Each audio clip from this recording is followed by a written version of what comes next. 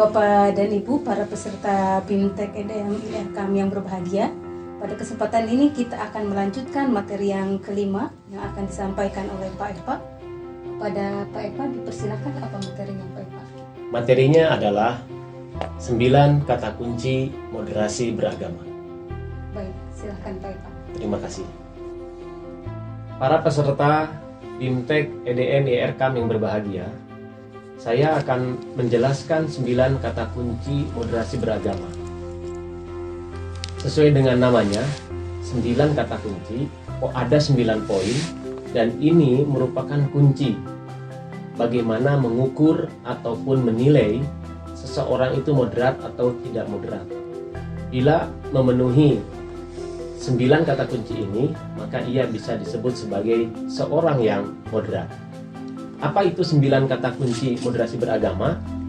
Sesungguhnya ini sudah dipelajari dalam materi sebelumnya ketika Anda mempelajari konsep moderasi beragama. Di sana ada definisi dan juga di sana ada indikator moderasi beragama.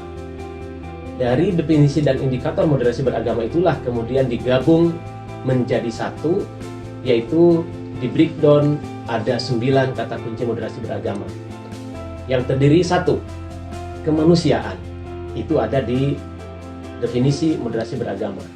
Kemudian kemaslahatan umum, adil, berimbang, taat konstitusi.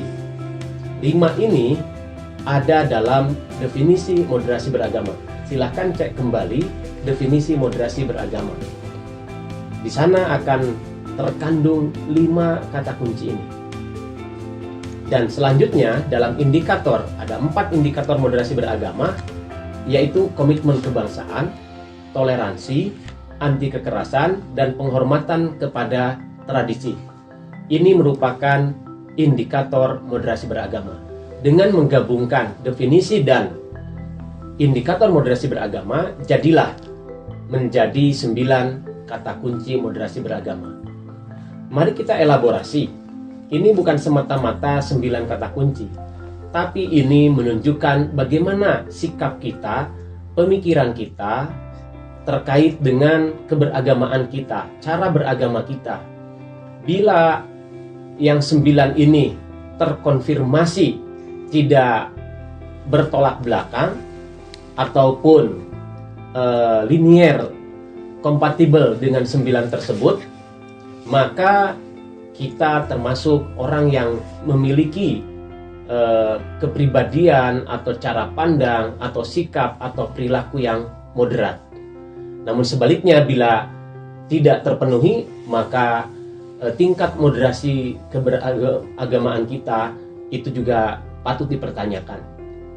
Dan kalau kita hubungkan dengan landasan teologis, 9 kata kunci ini pun memiliki landasan teologis ataupun dalil agama.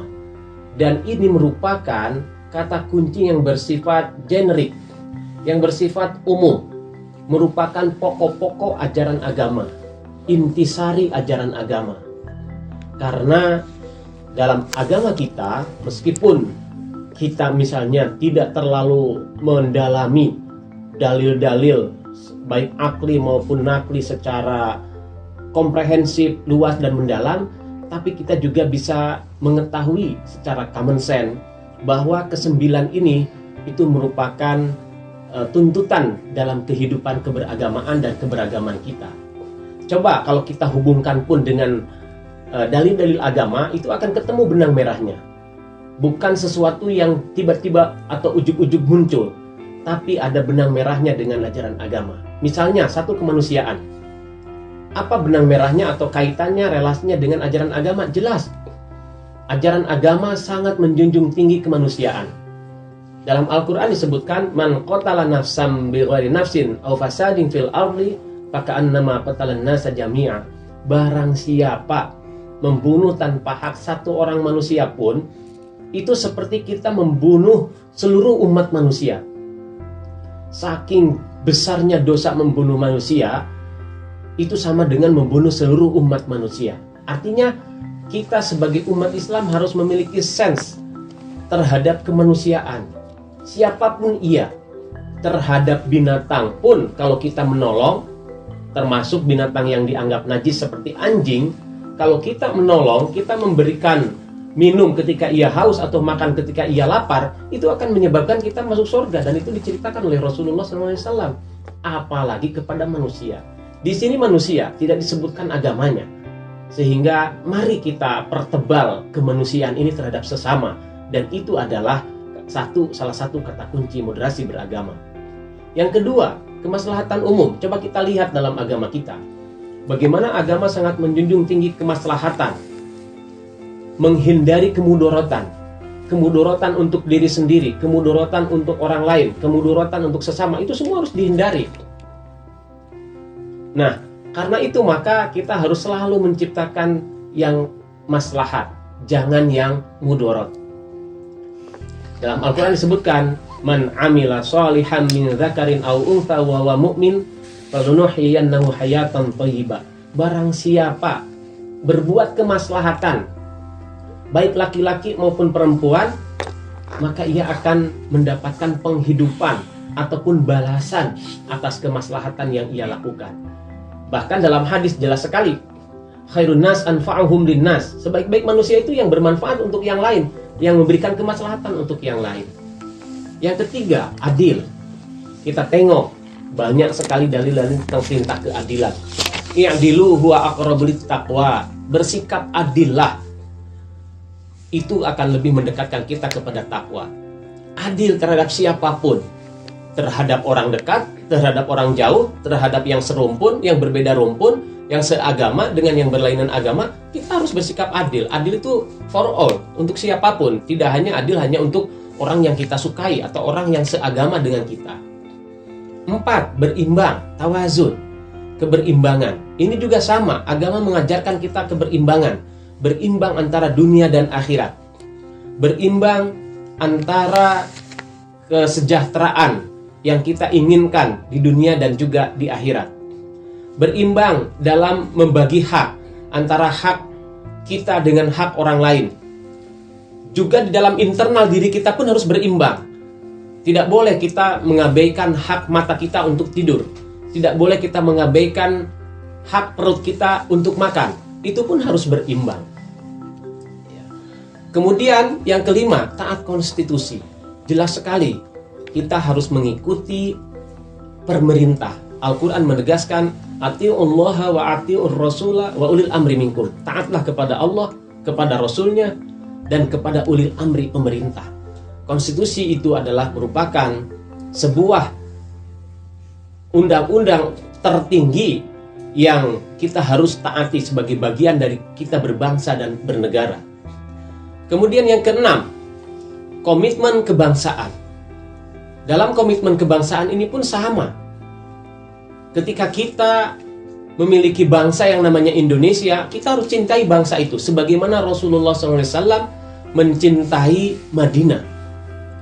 Rasul itu kalau bepergian ke daerah, kemudian pulang, ketika melihat kota Madinah sudah dekat, itu beliau bersegerakan ingin lebih cepat lagi datang ke Madinah karena saking cintanya kepada Madinah. Kalau beliau menunggangi hewan tunggangan pun dipercepat. Kuda ataupun unta pun dipercepat karena ia saking cintanya kepada Madinah. Karena itu kecintaan terhadap daerah itu dicontohkan, kecintaan terhadap tanah air itu dicontohkan oleh Rasulullah. Ya, kita pun sama harus mencintai tanah air kita. Yang ketujuh, toleransi. Jelas sekali kita harus menghargai agama lain. Dalam surat Al-Kafirun, lakum dinukum waliyadin. Bagimu agamamu, bagiku agamaku. Itu adalah ayat yang jelas-jelas mengharuskan kita bersikap toleran kepada yang lain. Anti kekerasan, begitu pula anti kekerasan. Sebelumnya sudah diutarakan bagaimana Rasul bersikap lembut. Bahkan Musa dan Harun kepada Fir'aun pun Allah perintahkan supaya bersikap lembut, tidak bersikap kasar.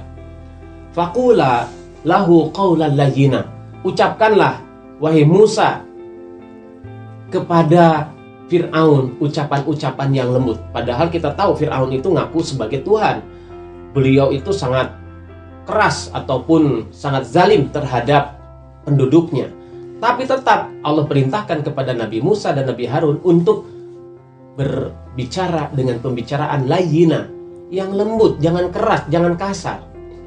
Dan yang kesembilan adalah penghormatan kepada tradisi, di mana kita semua punya tradisi, punya kebiasaan, dan itu sebagai local wisdom, kebijakan lokal, kearifan lokal yang harus kita hargai. Mungkin berbeda dengan keyakinan kita, tapi itu tidak masalah. Tetap kita harus hargai, kita berikan tempat, kita toleransi. Apalagi dalam kaidah agama kita ada kaidah usuliyah yang berbunyi al-adatu muhakkamah. Adat itu, kebiasaan itu bisa menjadi hukum, bisa menjadi anutan. Karena itu ya, apabila ada yang nilai sisi-sisi baiknya, ya kita hormati. Itulah 9 kata kunci moderasi beragama. Bapak-bapak, ibu-ibu, para peserta BIMTEK bisa terus menggali dan memperkuat 9 kata kunci ini sesuai dengan telaahan kita, bacaan kita dari kitab suci kita, dari hadis Rasulullah SAW, agar firm kita ini siap untuk bermoderasi beragama, karena ternyata 9 kata kuncinya itu juga selaras dengan ajaran agama kita. Demikian, terima kasih atas perhatiannya. Selanjutnya saya serahkan kembali kepada host Bu Iha, dipersilakan. Pak Eva, jika muncul pertanyaan, dari 9 kata kunci moderasi beragama itu, apakah seluruhnya harus dimiliki atau cukup 1, 2 atau sebagian saja? Bagaimana Pak? Baik, terima kasih. Ya, 9 kata kunci ini harus secara total dimiliki oleh seorang yang moderat. Ukuran tingkatan moderasi beragama bergantung kepada bagaimana kita memiliki ke-9 kata kunci itu secara keseluruhan.